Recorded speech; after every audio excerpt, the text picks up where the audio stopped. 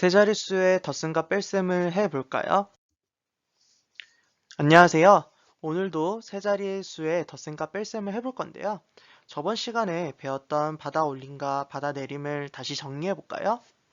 받아 올림은 덧셈을 할 때 같은 자리의 수를 계산한 결과가 10보다 클 때 바로 윗자릿수에 1을 올려서 더 계산하는 방법이었습니다. 그럼 받아 내림도 정리해 볼까요?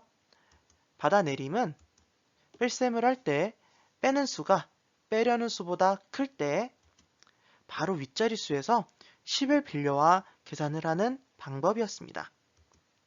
받아내림을 할 땐 꼭 빌려온 것을 표시해야 우리가 헷갈리지 않다는 것도 같이 배웠었죠. 그럼 1번 문제를 풀어보도록 하겠습니다. 1번 문제는 세 자릿수의 덧셈을 풀어보세요 라는 문제인데요. 일단은 1의 자리부터 우리 같이 한번 풀어보도록 할까요?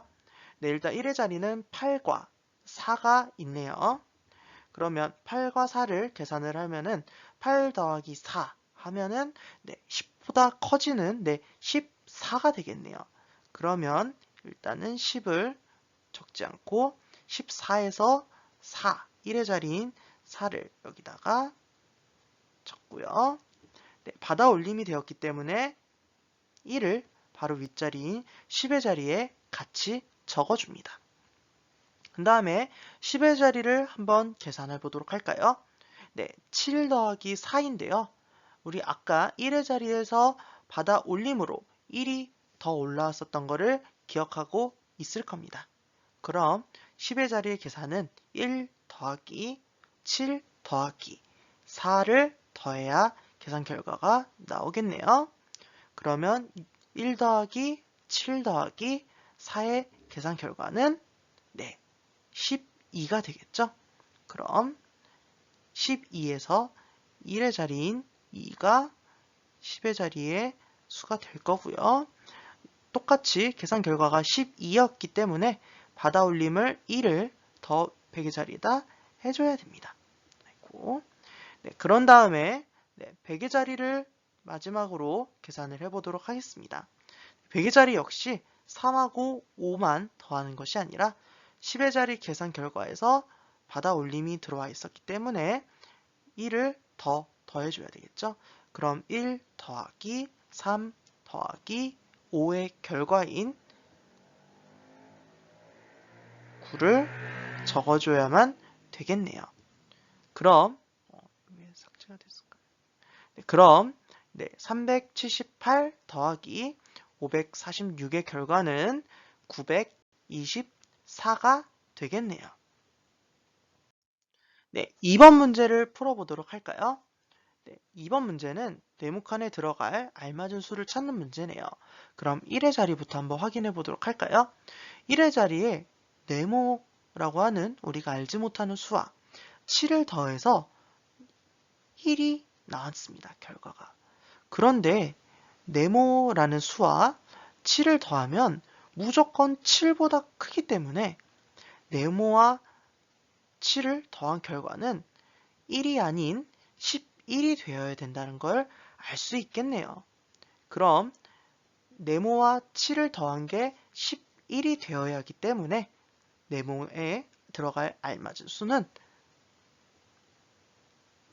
4가 되겠습니다. 그리고 4와 7을 더해서 11이라는 결과가 나왔기 때문에 우리는 받아 올림을 해야 하는 것을 알 수 있습니다. 이번엔 10의 자리를 한번 계산을 해보도록 할까요? 그러면 1 더하기 6 더하기 네모의 결과는 1이네요. 이것도 1의 자리 했던 것과 똑같이 생각을 해보도록 할까요? 1하고 6 그리고 네모를 더했을 때 숫자가 1이 나오는 거는 우리가 생각했을 때 불가능한 일이죠. 그렇기 때문에 네모 안에 수와 6 그리고 1을 모두 더한 수는 11이 되어야 맞을 것 같습니다. 그렇다고 하면 1 더하기 6 더하기 4가 되어야지만 11이 될 수 있겠죠? 그러면 100의 자리에도 받아 올림을 한 1이 계산이 될 거고요. 그 다음에 1 더하기 4 더하기 8 계산을 해서 여기 역시 앞에 13이 나오기 때문에 1000의 자리인 1이 더 들어가고 100의 자리에 3이 들어가서 계산 결과가 맞다는 걸 확인할 수 있습니다. 네, 3번 문제입니다. 다음 세 자릿수의 뺄셈을 풀어보세요 라고 나와 있는데요. 일단 1의 자리부터 우리 같이 한번 다시 계산을 해보도록 할까요? 5에서 4를 빼는데 빼려는 수가 빼는 수보다 크네요. 5가 4보다 크기 때문에 받아내림을 할 필요가 없이 계산을 할 수 있습니다. 그렇기 때문에 5에서 4를 뺀 결과인 1의 자리는 1이 될 것 같네요. 이번엔 10의 자리입니다. 10의 자리 3, 3. 빼는 수와 빼려는 수가 모두 똑같은 걸 알 수 있네요. 그러면 3에서 3을 뺀 결과인 0이 10의 자리가 되겠고요. 마지막으로 100의 자리입니다. 100의 자리에서는 8과 2인데요.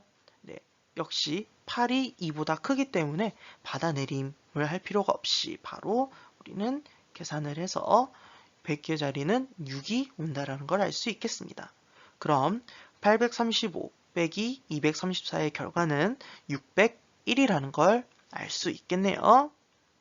이번 문제에서는 받아내림을 하나도 할 필요가 없었던 문제였습니다. 마지막 4번 문제입니다.